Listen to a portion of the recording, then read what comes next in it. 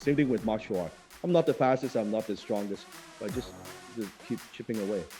I keep chipping away. I'm like the turtle and the rabbit. I'm the turtle. Just keep going and keep going. And I know people get shiny object syndrome. They try something, they give up, and you come back. I'm still doing my thing, right?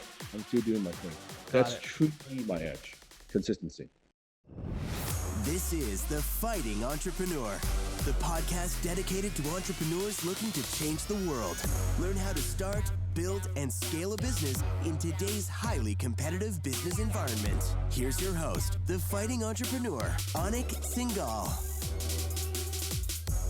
What's up, you crazy fighting entrepreneurs? Welcome back to yet another episode, and this one, I am excited because I'm going in the ring with the one and only Mr. Dan freaking Lok. That's right, he's in the house. Two bubble head. We have the two bubble head. There we go. We're gonna do the entire interview just like this. Not our faces, just the bubble head. Like let's zoom that right in, and that's it.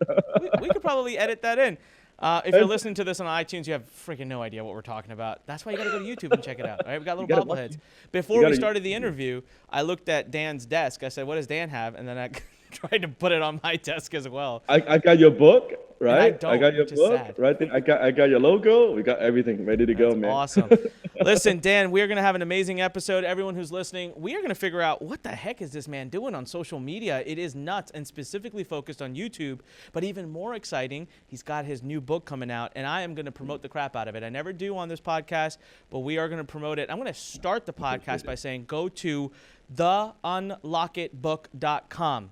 and pre-order your copy. Help this man hit the New York Times bestseller list because he deserves it. You deserve to see what he has to say, and it's awesome. Now, before we start the interview and talk about his YouTube channel and how he grew it to over 1.4 million subscribers in like record time, I want to let you know, onikpodcast.com. That's where you can go to get all the show notes. And I have a feeling we're going to have a ton from this interview. And, of course, hit subscribe. Leave us reviews, all of that jazz. All right, without further ado, I want to tell you a little bit about this man because I had a chance to have dinner with him, his wife, and his lead business manager. And I got to tell you, it was awesome. It was fun. They're gracious, amazing hosts. His wife was just probably more awesome than even him, to be honest with you, Dan. I mean, she was. I agree. No argument there. Yeah, she was awesome. He took me to his favorite restaurant. We had great food, great conversation. And I've watched, Dan, I'll tell you this, you don't know about this, but one of your past team members, probably 2 years ago, I feel, because I was in my old office, they messaged me and they were like, hey, we want to partner up with you. There's, Dan Lok and da-da-da-da-da. And my first thought I remember thinking was, who the heck is this guy, right? Yes. And I was really busy at that time in my life, and I kind of ignored it. I'm like, ah. And then I know a year later, I'm like, hey, is that the same? Holy crap. Like, it was just, you just sprang out of. Now, I will tell you this. For the longest time, I kept thinking to myself, that was luck. I thought he hit a viral video, something went in his favor, and then I met you, and you and I have, our mutual friend, Fred Lamb, and, Our brother, man. Our brother from mother, 100%. Yeah, love Fred always, and Fred comes to me, and he's like, hey, I hung out with Dan. I don't think it's luck. And I said, what do you mean? He goes, the guy works really hard. And I'm like, nah, he just makes some YouTube videos. Like, Then I went and sat down with you for dinner. And I remember coming home and my wife said, how was it? And I said, I don't want to do what he does, man. It sounds hard. Like, it's a lot of work. So one of the main things I told my team who's actually here listening is I said, I want you guys to understand that all the success he has is not by chance. It's not.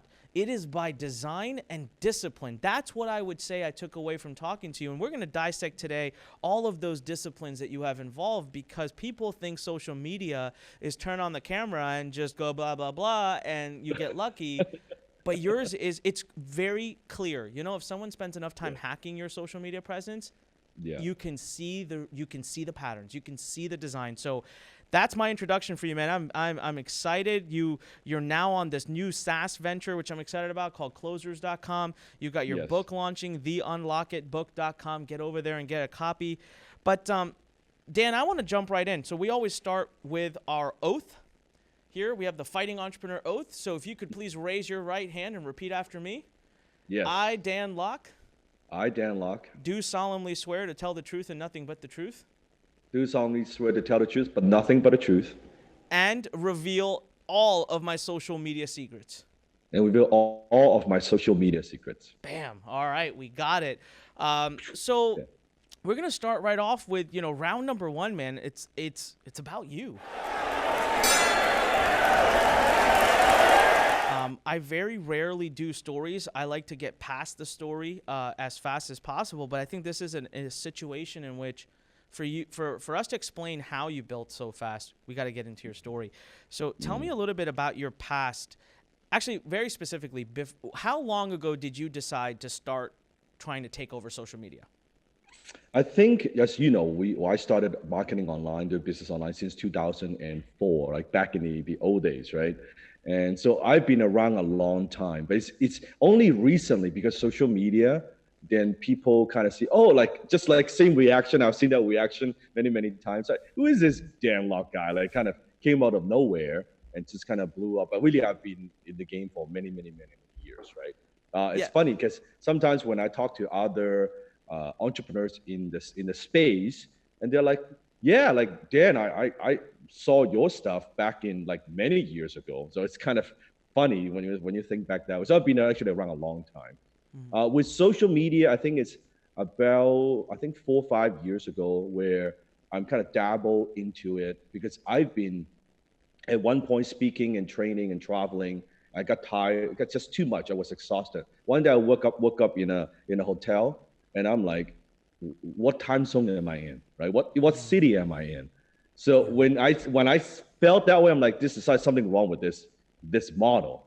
So I kind of retired from that. At the same time, my business, my companies online, they were just growing, and I thought to myself, I'll just step back and just really focus on my companies, not focus on social media presence like that. So that I did it for a number of years. And then I went the opposite. Then I went online. I saw the social media where it's going. I said to myself, you know what? As an entrepreneur, I need to be on social media. This is not one of those things that where it's just temporary thing. No, this is going to change like the landscape of business. And I took advantage of it. Actually, I think I'm late in the game in terms of social media. I really think I was late in the game. But I approach it like an entrepreneurial spirit, and attacked it.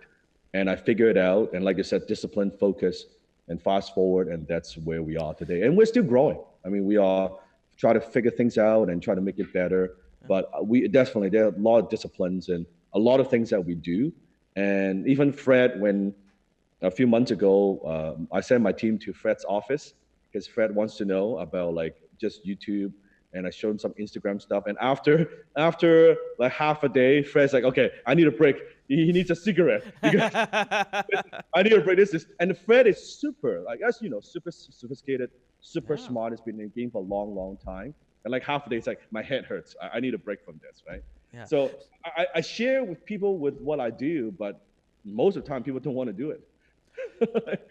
Right. I agree. I mean, I told you when I came back from meeting, I said, I'm good, man. I don't want to do that. The thing is, times have changed. I think I'm a little later than you, and I realize exactly what you said. Yeah. I don't think you can be a serious entrepreneur right now without having a strong presence on social media. That omnipresence, it goes through your whole business, right? It impacts your conversions. It impacts everything. So you said 4 to 5 years ago you started dabbling into social media. I think I missed it, but how long ago did you really then say, okay, I'm attacking it? Well, so a number of years, I think it was 2004, I think 4 or 5 years ago, I uploaded my first video on YouTube. And then it took me a long time. It took me, if I remember correctly, all the numbers, it took me from 0 to I think 1,000 subscribers. It took me almost 18 months. And then from 1,000 to 10,000 subscribers, it took me another 8 months. So that's like for the first 10,000, it took me like 2 years and a half almost, right? That's a long time to gain any traction.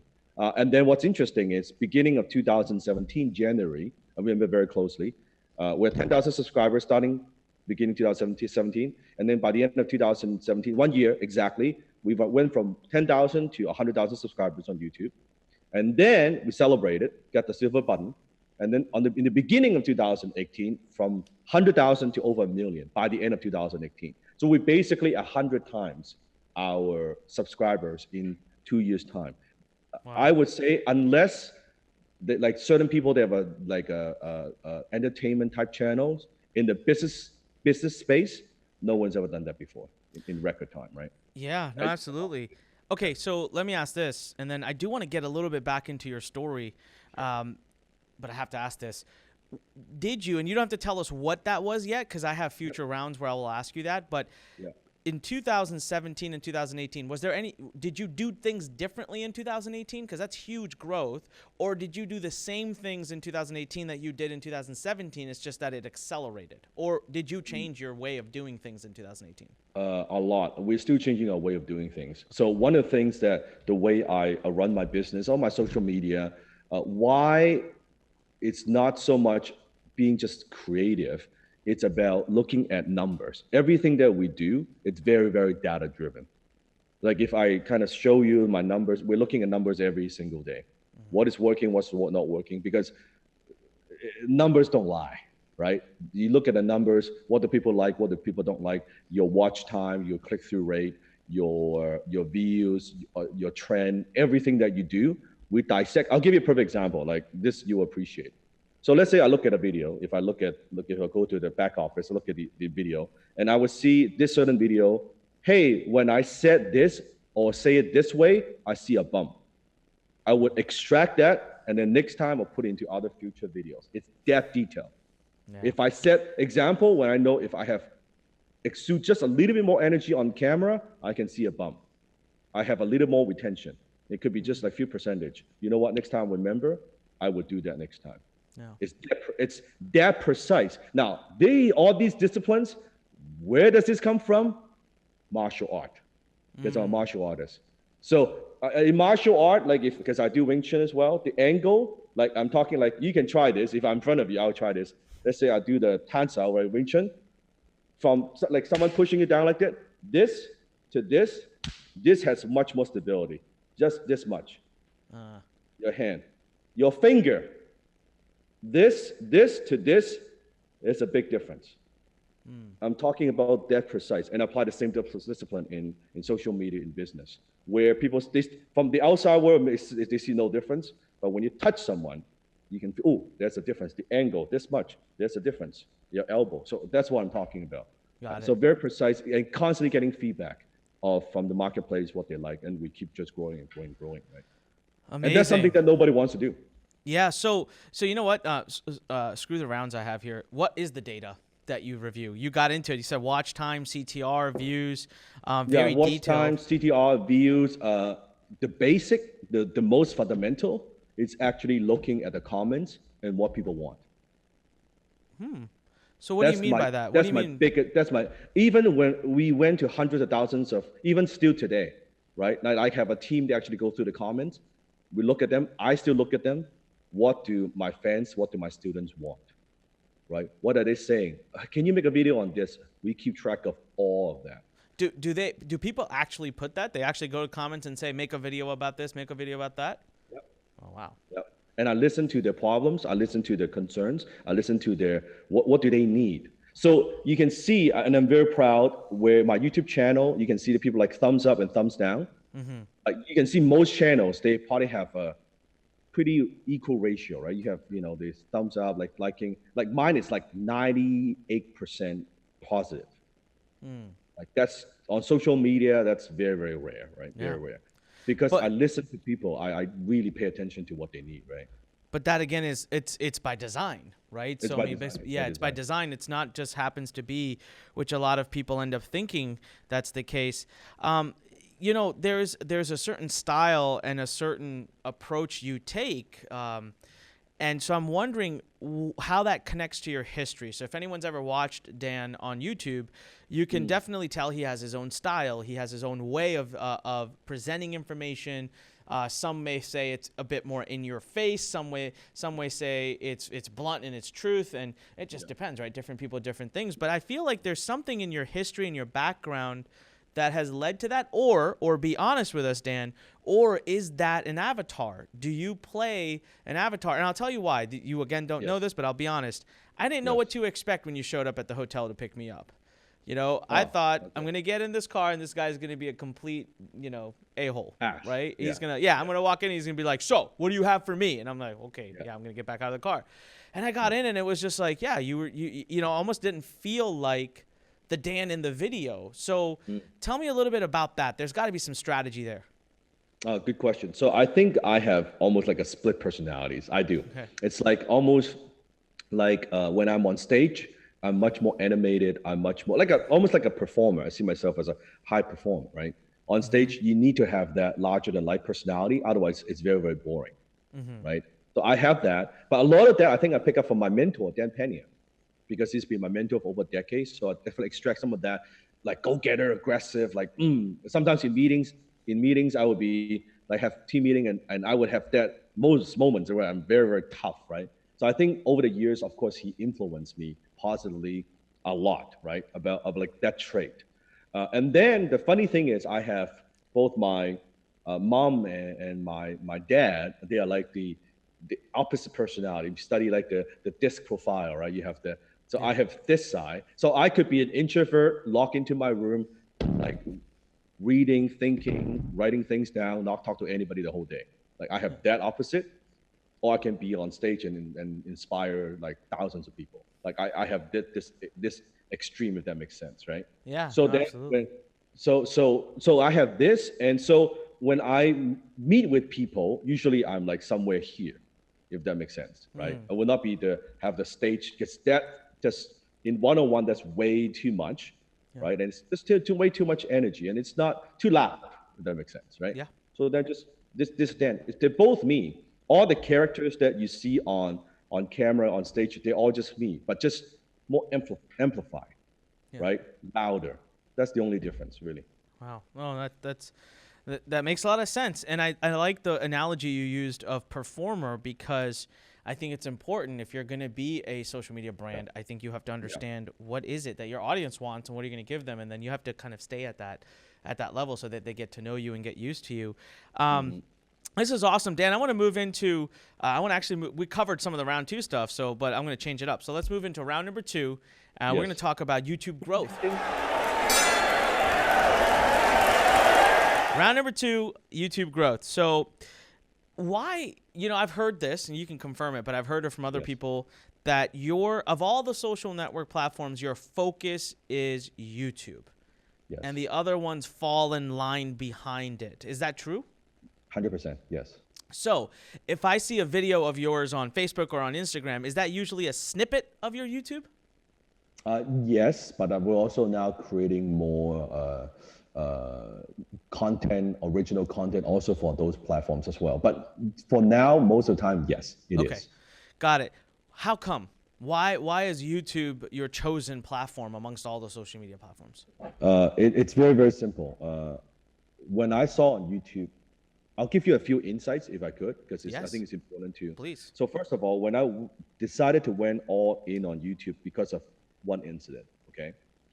At the time, I was following a YouTuber called Superwoman. Okay, she's like an Indian, like a comedian, performer, super talented, very, very funny, very entertaining. So I'm a follower, right? I'm a fan, and I saw her just grow and blowing up on social media, just as a fan. And then one time she had an opportunity to come to Vancouver, actually perform for her Unicorn tour. So as a fan, I'm like, that's interesting. I want to see her. So I bought the meet and greet ticket, right, to go see her. Now you got to imagine this, Anik, right? You've got all her fans are mostly like teenage girls. So you have me, like Dan Locke in my suit, right, double breast in lining up to the meet and greet with hundreds of other teenage girls and their parents. Like, to say that I stand out, it's an understatement. Okay, who's this weird like Asian dude? Like, what the hell is going on, right? Yeah. Really funny. But as I sat in the audience, and I could see, like, before she comes on stage, the crowd was just like standing up, cheering, and all of that. The only other place I saw that before was Tony Robbins, right? And I thought to myself, wow, that is very, very powerful. As an entrepreneur, as an influencer, if you could do that. And I've never seen that before, ever. So I made a switch. And the second thing is I noticed on YouTube, you have 2 or 3 major influencers that are at the, let's say, a million sub kind of mark. Really only 3 or 4. That's it. And I thought, you know what? I think if I am persistent, if I can figure it out, if I could have like my kind of like my territory, my niche, my category, my fan base, I think I can craft some share, a mind share, right? From that niche, from the space. And that's what I did. And from there, I could tell you that from a successful entrepreneur, really, YouTube took me to a global brand, right? We're now students from 150 countries, really took everything. And then from now, it even now branch off to the new book, you know, with Forbes books, with all the things that we're doing. It's a whole different level. We're talking about reality TV, we're talking the network, with a lot of different things that we're doing. So really, and of course now, as you know, video traffic accounts for huge, like some people say 30, 40, 50, 80, whatever percentage by 2020. It's a huge percentage. Doesn't really matter what it is. Video is the way to go. So that's why I go all in with YouTube. And I'm naturally, at first I wasn't good, but later on I got better. And this, to me, as I get better, it gives me an edge, because most people, they're not comfortable speaking to people, and most people are even less comfortable speaking to camera, right? And I train myself, the keyword, not natural talent. I train myself to be very comfortable, and that also now gives me kind of an edge in the marketplace, right? I can be very prolific when I create content. Oh, it's, okay, got it. So YouTube chosen for many reasons. One, of course, being that it's video and it's one that you can really focus on. So let's talk about the growth, the metrics. Yeah, I'll do that. And just okay, one more thing. Yes. I like it because it's freaking tough. Ah. So would you say it's tougher than Instagram? Here's why. I like the stuff with high barrier of entry, not low barrier of entry. Because low barrier of entry, anybody can do it, right? I was talking to an entrepreneur, I won't name name, okay? They run a 8-figure business, and they rely almost 90% of the traffic from Facebook, and some from Instagram. And I was talking with them about YouTube. I said, how come you're not on YouTube? Like, they've got this massive business, and they're like, no, it's too tough. And I said, that's precisely why I should be on it. Because unlike Facebook, you can just write a check. If anyone can write a big enough check, you could do it.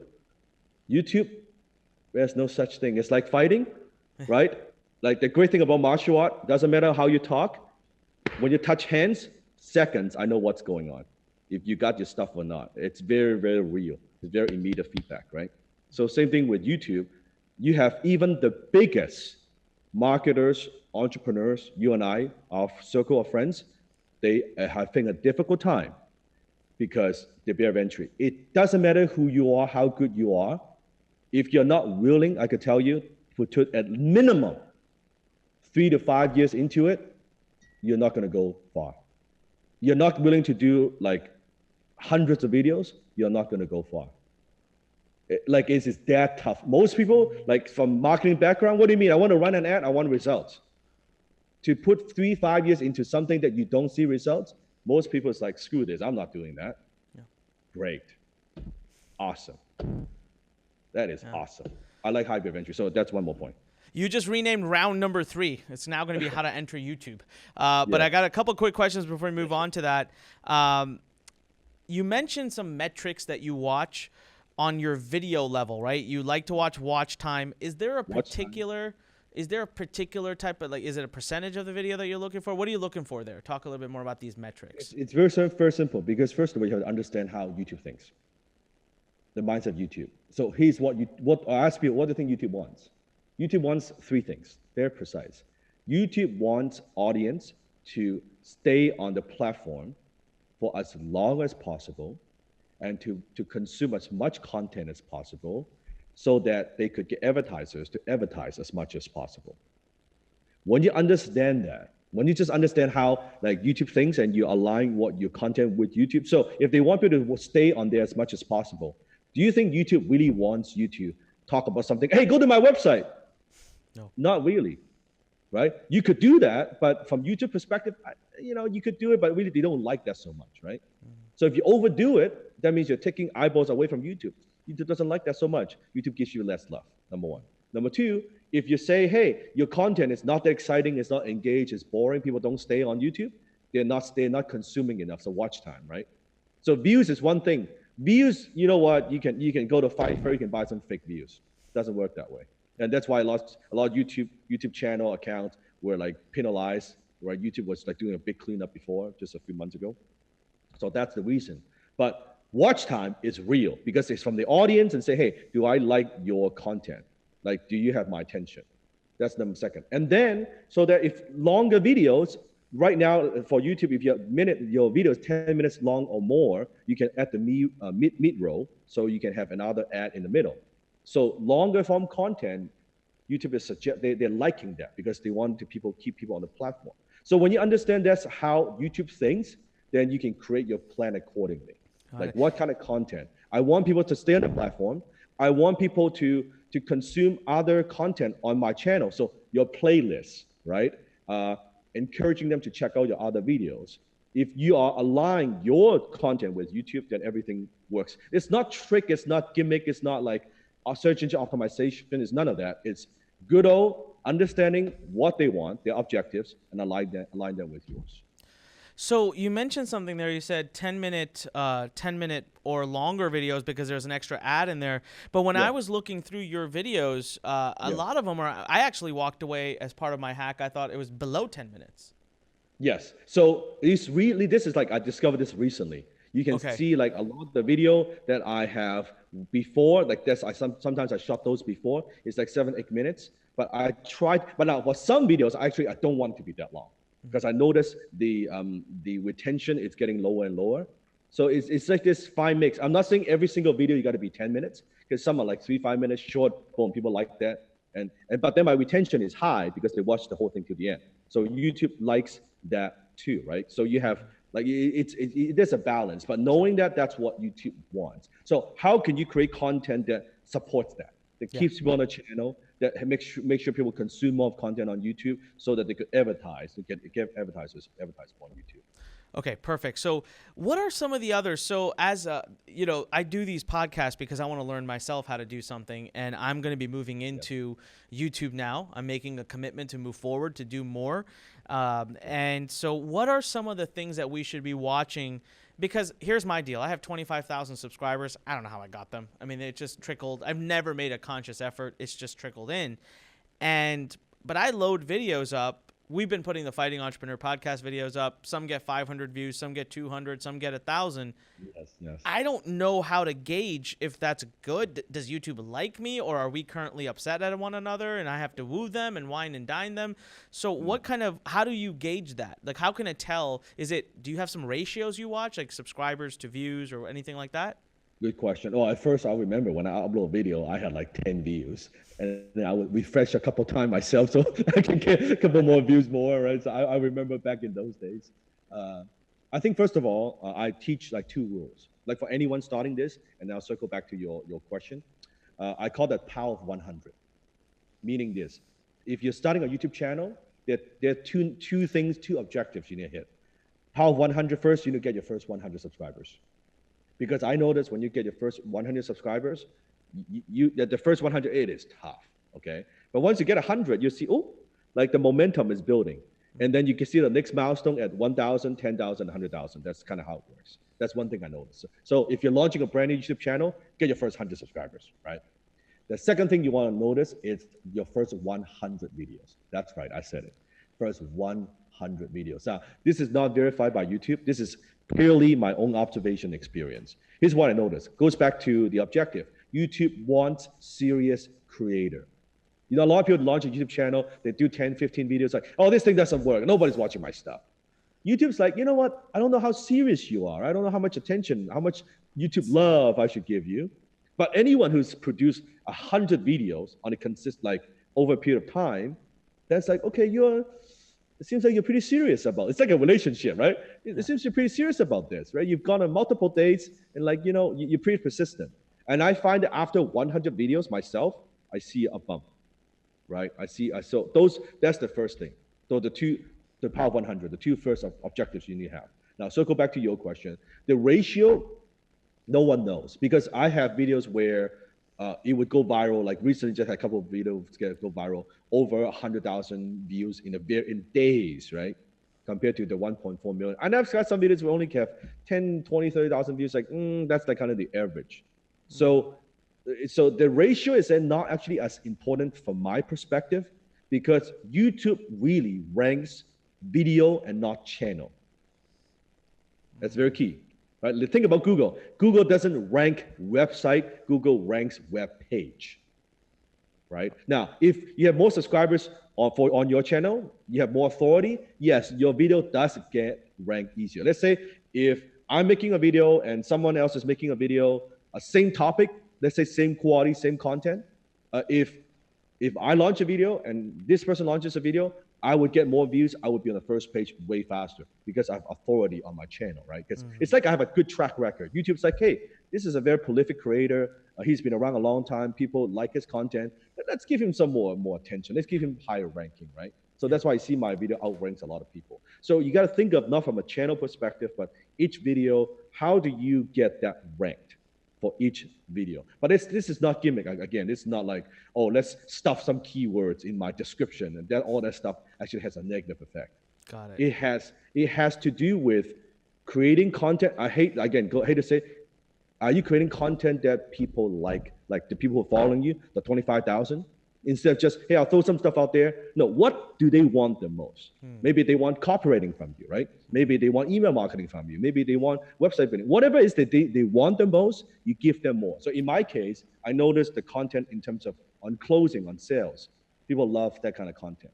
Like when I do role play, when I teach them something practical, like practical lines that they could say, people love that kind of content. Guess what? Then I create more of those for them.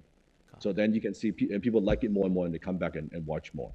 All right. So let's do this. Let's move into round number 3, because I'm going to ask you, I changed the round again. I'm going to ask you a very specific question.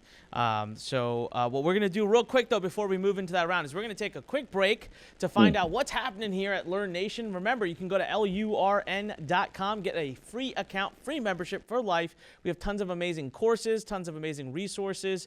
So go there now. But let's take a quick break and see what's going on at Lurn Nation. Hey, my name is Dave Lovelace, and I'm the Director of Education here at Lurn. Are you a member of Lurn Nation? Lurn Nation is a powerhouse of knowledge and courses taught by industry experts. We teach everything from copywriting and creating Facebook ads to building funnels and an email list. And that's just the beginning. And you want to hear the best part? Sign up is totally free. There's no credit card required. So just go to lurn.com/register to join the Lurn Nation today.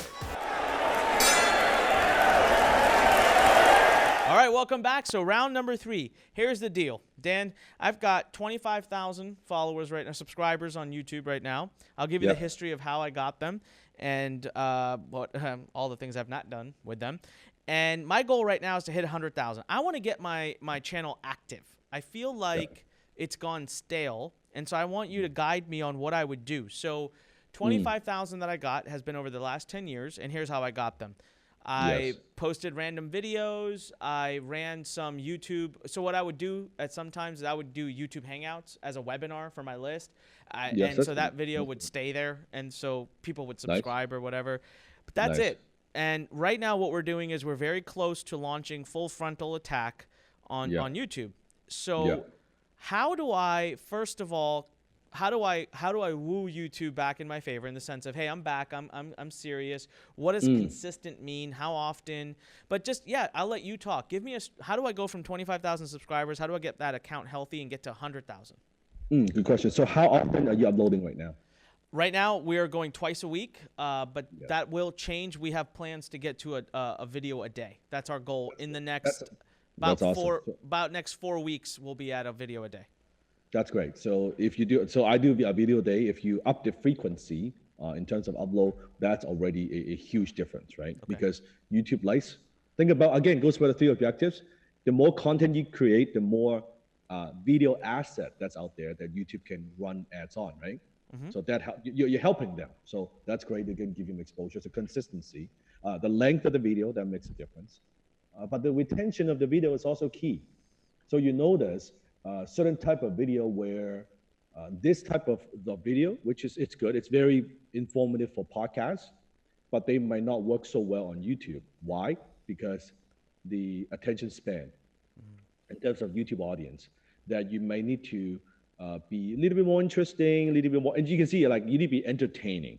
Yeah. Got to be like, edutainment, education plus entertainment on YouTube, right? You need to make your content not as boring. You got to be creative. Now, I happen to love that process because as a young kid growing up, I love watching making of like certain movies. So as you know, I said you use same thing, right? So I love that process of it. So I would always throw in different ideas. So I'm not restricted by a certain way of doing. You notice a lot of people, they maybe use a flip chart, they use a certain thing, but I may throw in all animations. I'm always testing new ideas. Ideas people have never done before, right? So I think that's also keeping outside the box, be more entertaining. Another tip that I would have is actually looking very, very carefully in terms of your retention throughout the entire video. So at the end of the video, I'll give you a perfect example. I have my Boston Bentley series, right? Which is I'm doing Q&A in my car when I'm driving somewhere. That's a very well-known series.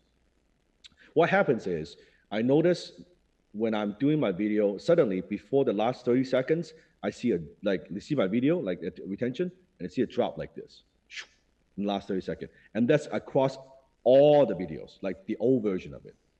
I was like, what the heck is going on? This is hurting my channel. And guess what happens? What we notice is at the end of the year, we start playing the music, wrapping it up. So people, when they every single time they listen to that piece of music, ramping up, they know, oh, this is going to end. This is about the end of the video. And they just drop, they click out, they click away. And that's hurting my channel, like that little, right? So then what we did is instead of giving them the music, letting them know it's going to end, no, I talk, I end just like very suddenly. Without them, just this alone makes a difference. Like I'm talking about all these little practices, right? Because I'm losing all the video every time I last 30 seconds, I'm losing people.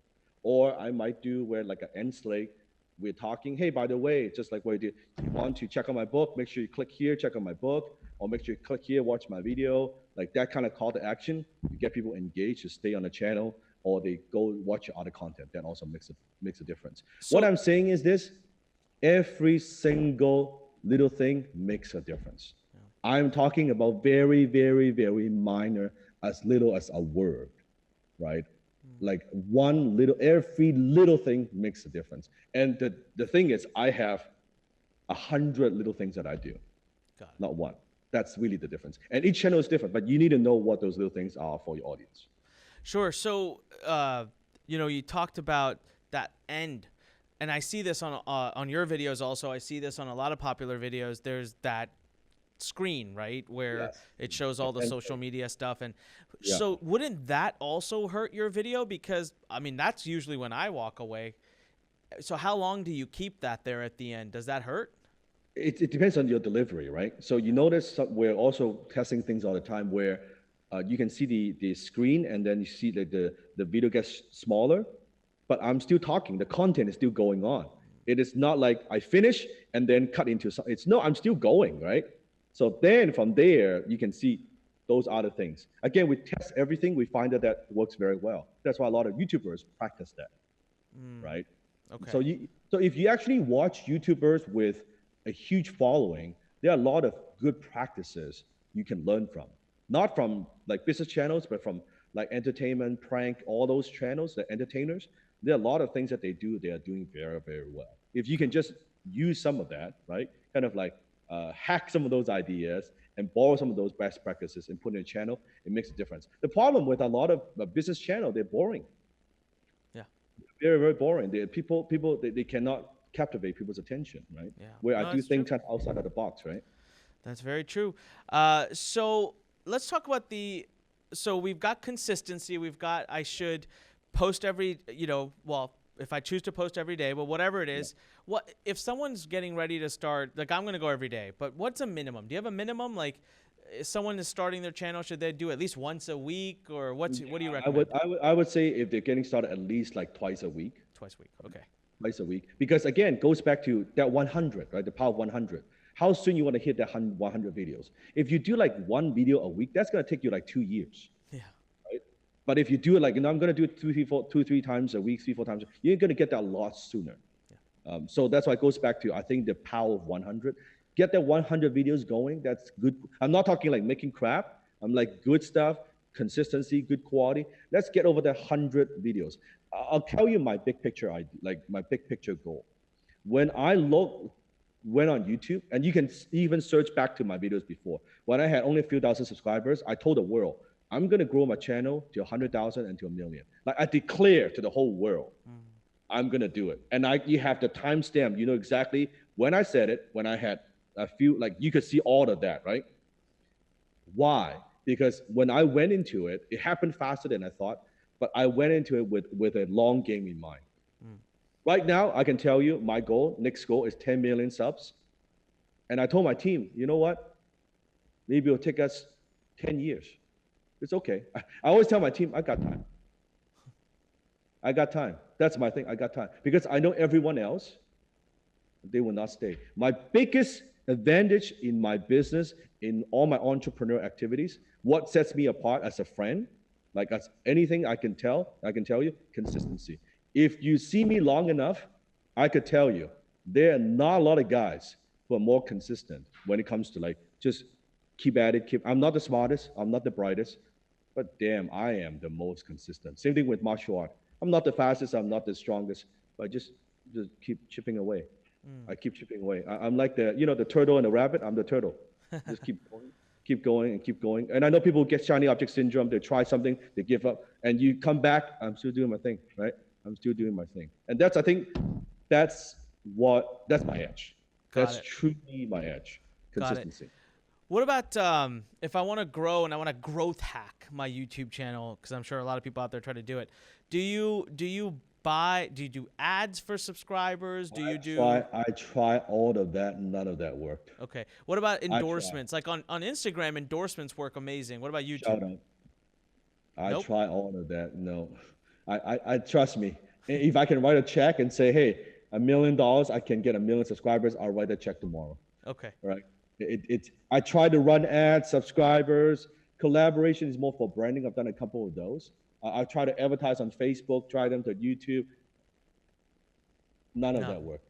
So like very, very minor. It's not worth the effort at all. So basically, more content, good content, valuable content. Pay attention to the minute details of retention. That's the only way. That's the best way. So your 1.4 million subscribers. It's not like 800,000 of them came from some little secret hack you did. This is just pure brunt video, work, detail, data, consistency. 100%, and that's why I like it. There's no shortcut. All right. Think about how many marketers you know who are super smart, who are phenomenal on pay. They go to YouTube. You know that, right? It's like shit. Like it doesn't. It would like I can tell. Go try run ads and try subscribers. See if that works. It doesn't work. You're talking to one of them, man. Yeah, like, you can upload try all these things. I upload on YouTube and I get 300 views. And I'm like, man, I can send an email blast and get 5,000 right now. So, but I will say, you know what? The wake up call for me, although this has nothing to do with YouTube, is when I was launching my book, which you've so graciously displayed there on your desk, and yet I have not on my own desk. That's a little embarrassing. But when I was launching that, you had very kindly said, "Hey, I'll help you. I'll support you. I'll promote it." I said, "Okay, awesome." So our book launch is going on. It's like a 2-week-long book launch, and I'm messaging your team. I'm like, "Hey, we're live. Like, let's go." And they're like, "Yeah. We'll get there." I'm like, "Okay." There's like 4 days to go. The launch is ending. And I just thought, that's all right. Like, he's probably something came up, his life, whatever. He's got a big business, whatever, bigger fish to fry. And all of a sudden, one day I'm just doing the refresh thing, and I just see Dan Locke, 10 sales. Dan Locke, 20 sales. I'm like, what is going on? So I thought he sent an email. So I checked my email. I don't have an email. I call Fred. Do you have an email? No, he didn't send an email. I'm trying to figure out what you did. So I messaged Desmond. And I'm like, what happened? He's like, oh, he just did a story. Like, what do you mean? What story? What story? They're like, IG story. I'm like, what the heck is that? Right? And I'm trying to ask my team, how do I check this story? And it was like 300 book sales came in. And then the next day, it's another few hundred. And I'm just shocked. I'm like, and I ask again the day two. I'm like, did you send email? No. Well, where are these sales coming from? That was when, honestly, I said, okay, I don't care how long it takes. I don't care what it takes, but we need that kind of power. Like, that's nuts. And that was when your Instagram was like 300,000. Yours now is, again, you're getting close to 900 or Almost a million. Yeah. almost a million now. So that was when I started dissecting, researching, and I came to realize, wait a minute, he might be doing very well on Instagram, but his secret seems to be YouTube, right? It seems to be like the main focus. So I love the fact that, we've talked about, okay, how far ahead? But you brought something. You brought something very, very profound. I want to make sure that your audience also gets this. This is a aha moment that I got that kind of blows me away. It sounds so simple, but let me explain. Exactly what you were talking about. How before we were talking about, in order to create wealth, the money's in the list, right? You got to have that list. That has changed dramatically. So the way I view not just social media, the way I view lists, how we do all this marketing and you bring them through your email, right? That's what every damn marketer is talking about. That has changed. So the way I see it now is very simple. YouTube is a list on its own. Instagram is a list on its own. ManyChat is a list on its own. Email is a list on its own. So it's not just funneling, that's your house list because you want to be in control, you want to control traffic, or email. No, because the email opening rate sucks now. People spend way more time on social. So when you view it that way, I know it is on hosting on someone else's platform like Instagram or Facebook and things like that, but that is a list.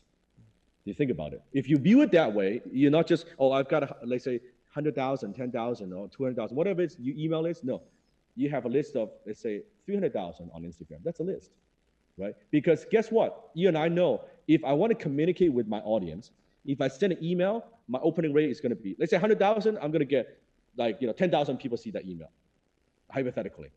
If I have 100,000 on Instagram, maybe I do a swipe up a story, I can get 20,000 people seeing that within a not long period of time, within a very short period of time. So I still get my message across. So if you look at your marketing that way, then you look at where are the leaks you have within your bucket. And how many of these lists do you have? Do you want to have? As we're talking, guess what?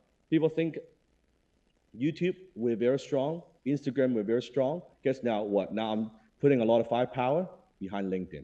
I'm already playing a different game.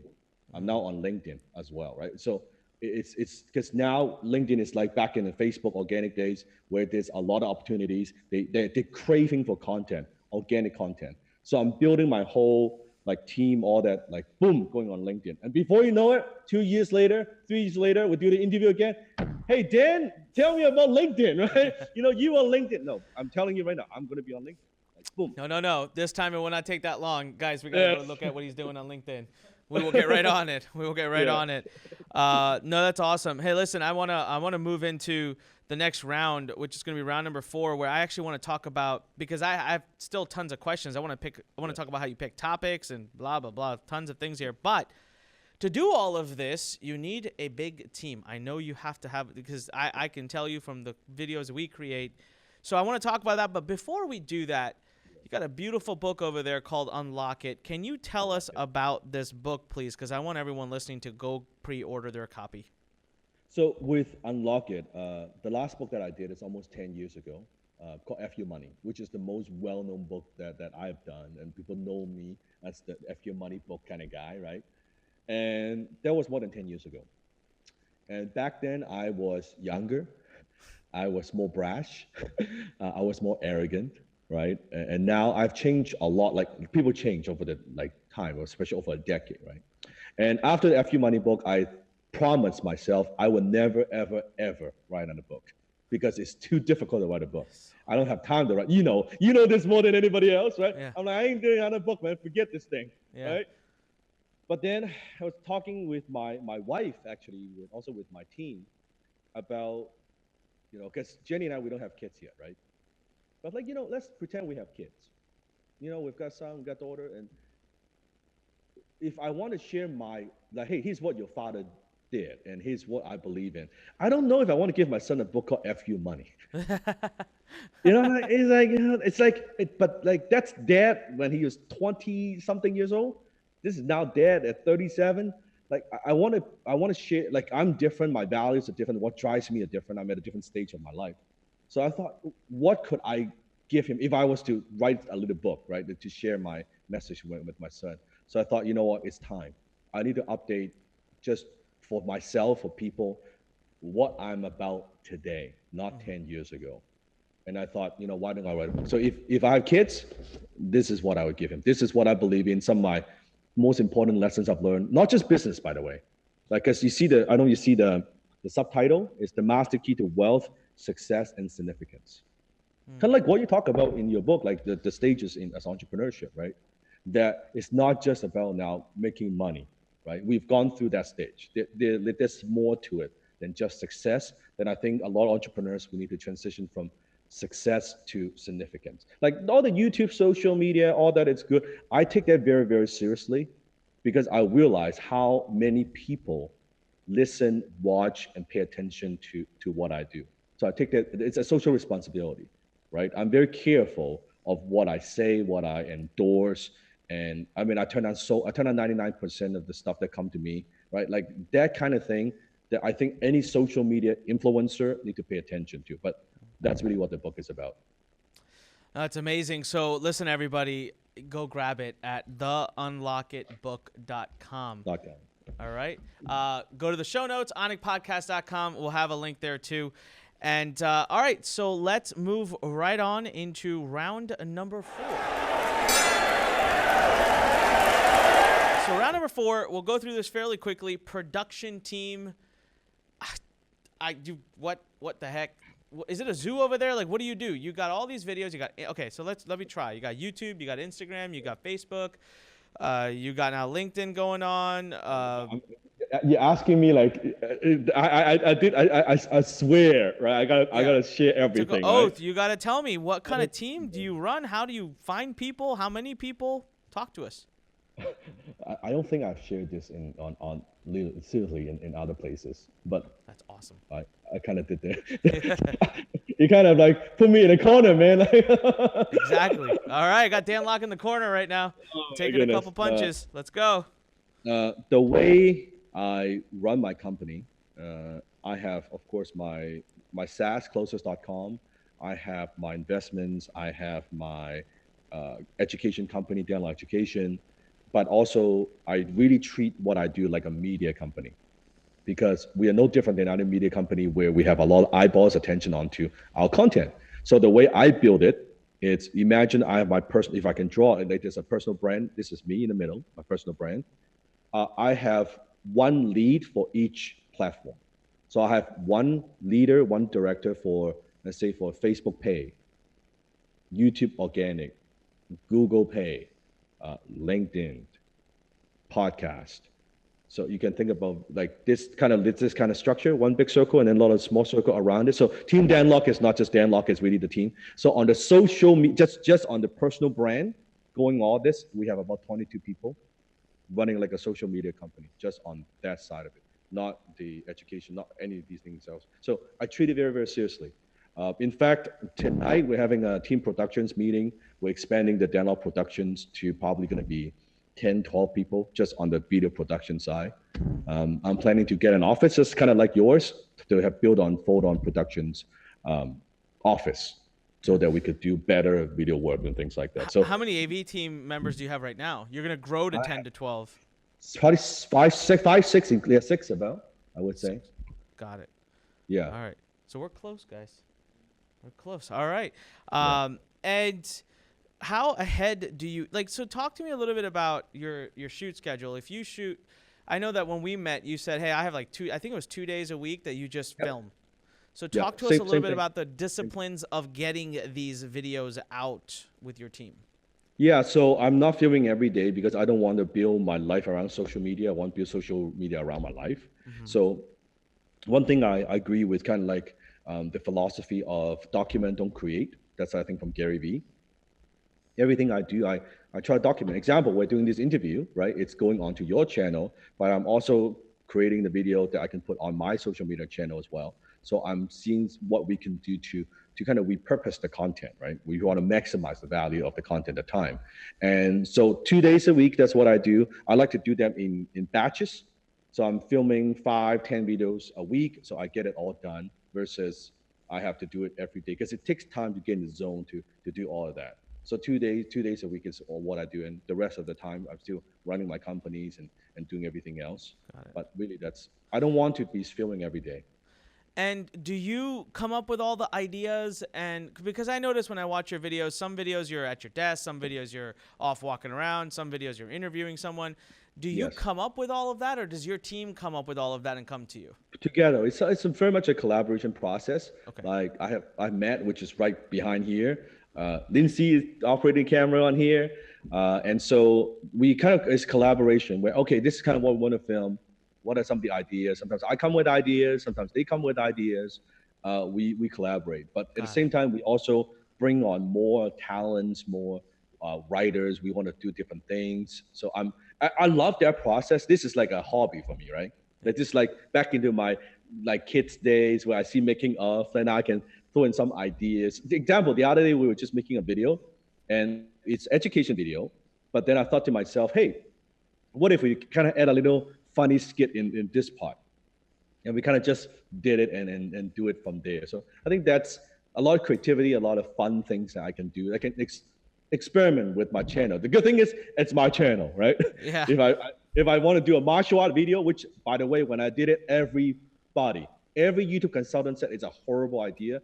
I didn't listen to any of them. I did my martial art videos, and that took my channel also to a next level, right? So I like the you one gotta- on Facebook where you're jabbing the person in the eyes. Yeah, like you gotta. But again, that's me. Yeah. Like that's because it's what I like. If other people try to jab you in the eye, it may not work. But this is everything I talk about. It's my martial art. It's my. You can see. I don't know. It's like my superhero thing. I got the Iron Man thing in the background. But it's just me, right? Man, that Iron Man thing is mine. You took it. I'm just saying. I got Iron Man everywhere. My office is called Iron Man. My Okay, office there in you the go. corner. There you go. Yeah. There you go. I saw There that you go. video of you with Iron Man. I'm like, crap. He put it out there first. Now 1.4 million people seen it. Think I copy him. So let's talk about crap. I lost my train of thought there. All right. You know what? I kind of want to move on a little bit. And I want to talk about the actual videos. I want to talk about how you choose topics and all of those. I kind of want to rush a little bit too because I want my team to be able to ask some questions because they're the ones who are going to be building out my YouTube. So let's move right into, I think, round 5? We're going to talk about the actual videos. We're going to try to do this one a little bit more rapid fire. Let's see if we can do that. So round 5, how do you choose your topics? I know you said you listen and read the comments, but are you out there looking at other people's pages, looking at what's working? Is there some kind of research process you can talk about? Oh yeah, we do. I mean, I look at Google Trend, what people are talking about. I look at what worked in the past because example, I have a series where it's called like clients say, then you say this, right? So and I have a couple of videos. I thought, oh, people love that, so I do more of that kind of videos.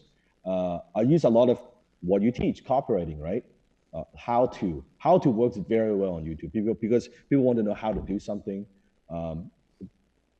Like very, very proven copywriting type, like 3 ways, like 5 mistakes. Like it's good old copywriting. People want to know, right? People want an outcome after they watch the video versus just a boring topic.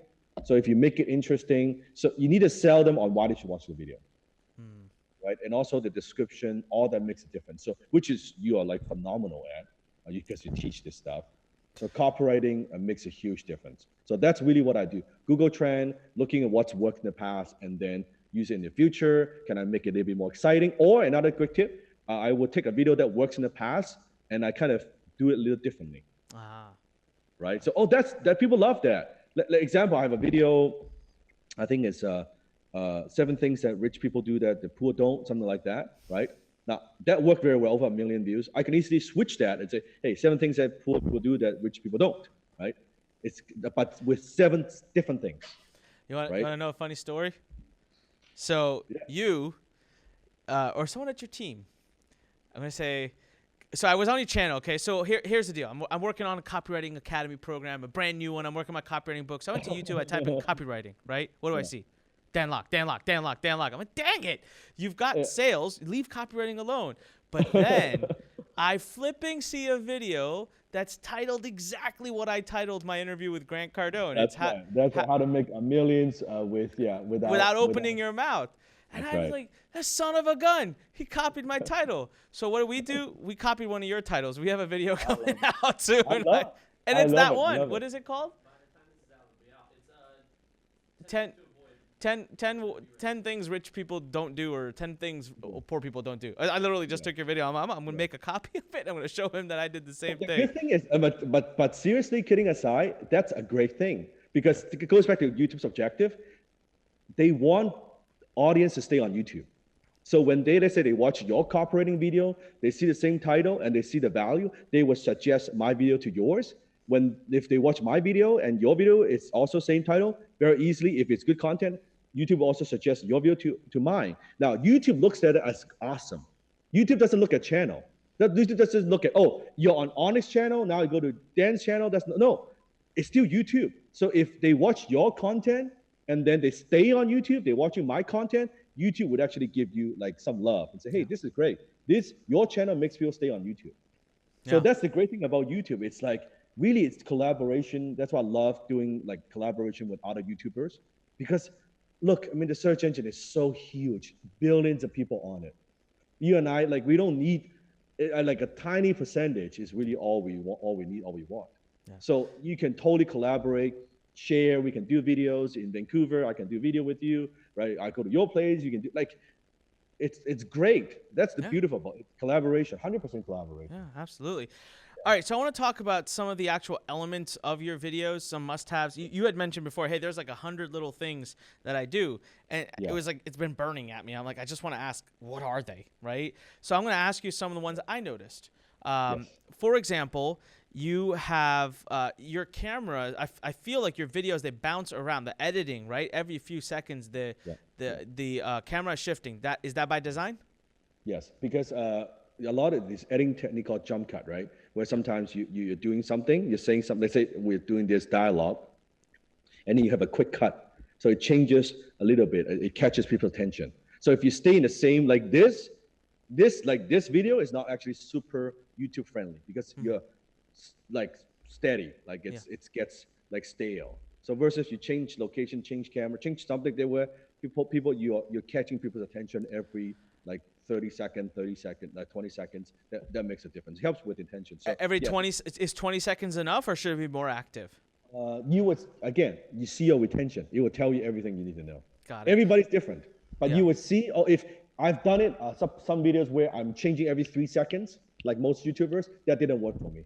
That actually lose people's attention because people expect me to communicate a point, right? Versus that's too choppy for my audience. But for some YouTubers, it works extremely well. So it all depends, right? And at the bottom left of your video, you lately have your Instagram handle. Oh, yes. That by design? Yeah, by design. So I can, because I want to bring people on Instagram to build, goes back to building that list, right? From YouTube to Instagram to Facebook, all of that, so they could cross promote different channels. Yes. Got it. And also another point, if I might add that because I've had so many people set up fake Instagram accounts pretending to be me. All right. Got it. Yeah. I wonder if I'm following the right one. We'll find out. Yeah. All right. The thumbnail. Everyone on YouTube talks about the importance of thumbnails. Can you talk to me a little bit about thumbnails? What is key? How do you choose it? How do you make great ones? What's the impact? You can see like we are recently even testing different thumbnails. I personally think on the thumbnail side, we're actually not doing so well. Okay. A lot of YouTubers, they create the thumbnails that are way more interesting, where you can see the face. Like I noticed if you zoom in, you have face animate, like more animated, like that kind of thing. Yeah. You get more attention. People are more likely to click on those. I don't have a lot of those. But YouTubers who do that, they usually get a higher click-through rate. So that part I'm actually not super strong at. But we are looking, we are testing. But hey, I mean, even if you say you're not that strong at it, but your channel is still growing, obviously it's important, but it's not like a be all end all to make the. Because I hear from some people that are like, it's all about the thumbnail, and I think, But I think thumbnail gets people clicking your content, but at the end of the day, your content needs to be good. Yeah. Right. All but one thing we do well with thumbnail people, we kind of have a similar theme. So you can pretty much see the thumbnail, kind of the look and feel. You see my face, you know that's like a Dan Lok video. Like it's quite easily recognizable, right? Yeah. Versus people try so many different things. You don't know, is this from that channel? No, you see my thumbnail, you know that's from my channel. Yeah. I think from a branding perspective, we do well in that regard. How many, I forgot to ask you this earlier, how many subscribers a day are you picking up now? Right now, you want to know real time? Real time, real data. Real time? You can tell me also how many views per day are you getting across the channel? Damn, man, you're asking me all the secrets, man. I'm serious. And we'll Like, bump this part up at the beginning. Okay, so am I really sharing this? Yeah, you're sharing it. You took the oath. You took the fighting entrepreneur oath. It's over. Now I can ask anything I want. I'm regretting it. I am regretting it. Okay, I'm gonna give you 3 numbers. Okay, now watch time because last 28 days is 39 million minutes watched. 39 million minute watch. For the real-time views in the last 40 hours, you can see it's 800,000. 800,000 real-time views in the last how long? 40 hours. 48 hours.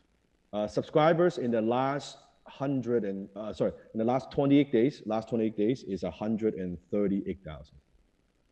138,000 subscribers in 28 days. 28 days. Yeah. So that's real time right now, like real time right now. That's Incredible. All right. Well, I'm glad I asked these questions because that's pretty cool. So these 800,000 I'm glad views. you asked these questions, but okay.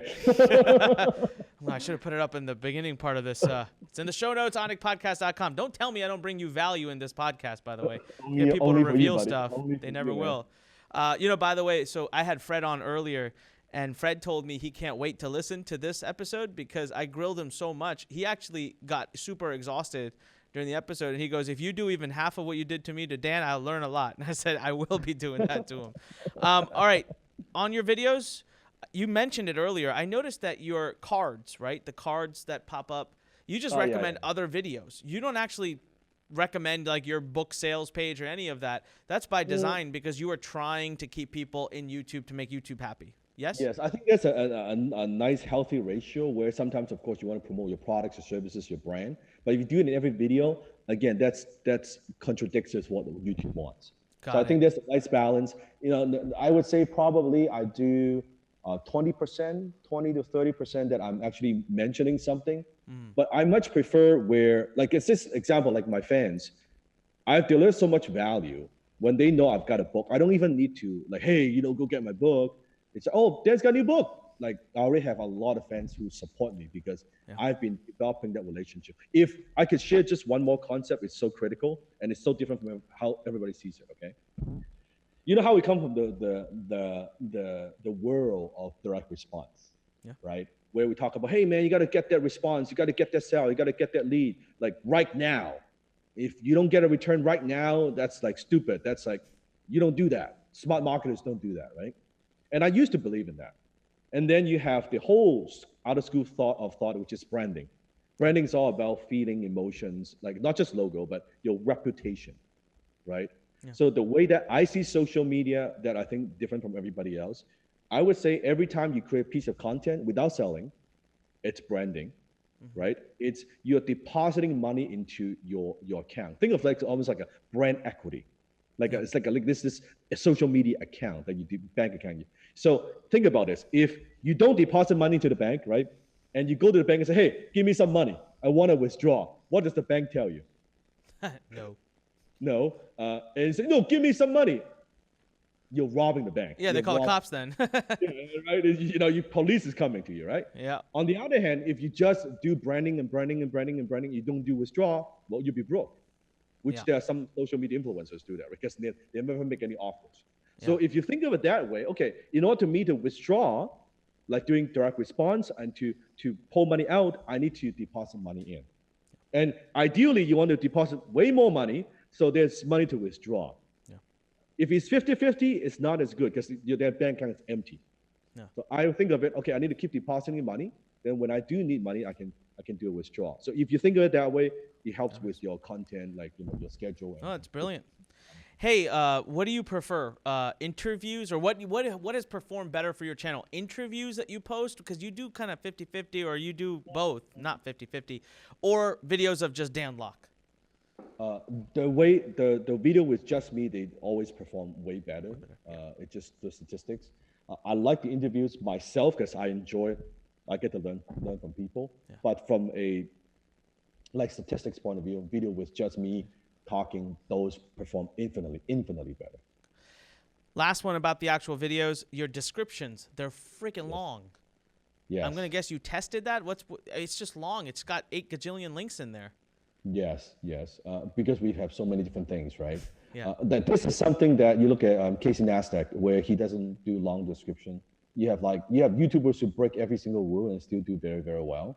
I find that with description, because we are getting so much reach, there are a lot of people who are consuming my video. It's the first time they've ever seen me. They don't know who I am, right? Yeah. Like there's a big percentage of them. So I prefer to have everything there so they could, hey, I want to check you on Instagram. I want to check you on Facebook. So versus you have to make them find and go to your channel and click about and click on all that. Why don't we just make it easy in the description, right? Got so it. That's why. But that doesn't hurt you. Long descriptions don't. Those so many links in the YouTube doesn't hurt. Okay, got it. All right, I have one question, and then I'm gonna do the last round where I'll let the team open up for a few questions for you because they've been waiting for that. But those 800,000 views in 48 hours, I'm gonna just kind of soak that in. It's gonna keep me up tonight, so thanks for that. Do you retarget them with ads and things like that? Do you have a really good retargeting strategy? Is that a big part of your ad strategy now? Have you gone to more just retargeting rather than cold reach out? Both. Because to scale, you need both, right? But retargeting is a huge part because we have a big audience. Cold is also a big part, and thanks to our brother, Fred has helped me a lot in terms of the Google, giving me my team advice on what to do. But we do all of it: retargeting, cold. We target on other platforms, the Pixel. We do all of them. That's awesome. All of it. Yeah. Awesome. All right. Well, listen, man, I want to respect your time. I could probably keep you here forever, but we're going to move into round number 6. I'm going to send you an invoice, man. Yeah. I can't afford that, so I'll send you an invoice back for I know. That's exactly what we're going to do to each other. All right. Round number 6. We're going to get into a little bit of Q&A. This is the first time we're doing this at The Fighting Entrepreneur, but we have some people that are watching this live, and I want to see what they have to say. So round number 6, Q&A. What do you guys got? Great question. What tools does your team use to track all the data? We use Wicked Reports. You use YouTube Reports. YouTube and also Wicked Reports. Wicked Reports. But then now we are also, for closing, we use Close.io, like to manage the sales team, the closing team. Yeah. And then we have, but with Closers.com, we're building something custom too. I know you like to build custom stuff. Yeah. So we're building do you use like TubeBuddy or vidIQ or anything? Yeah, vidIQ, all the TubeBuddy. We have a very good relationship with vidIQ as well. Also the YouTube Studio, a Creator Studio, we have that.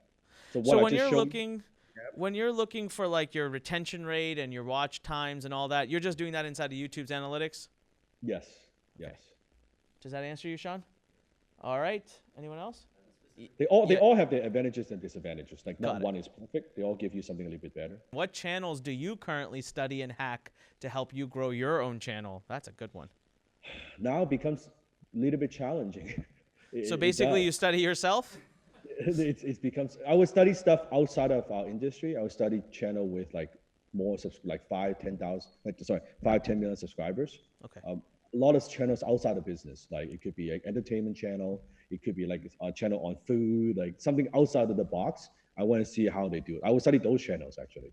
So David is asking, earlier you said you shoot 2 days a week. Do you shoot like the same 2 days every week at the same time? Does that help you, that discipline and consistency? Yes, because I don't want, because as you know, as an entrepreneur, your schedule, if you say, well, you book it all the time, you change it, it's not going to happen. Okay. So Thursday, Friday, that's it.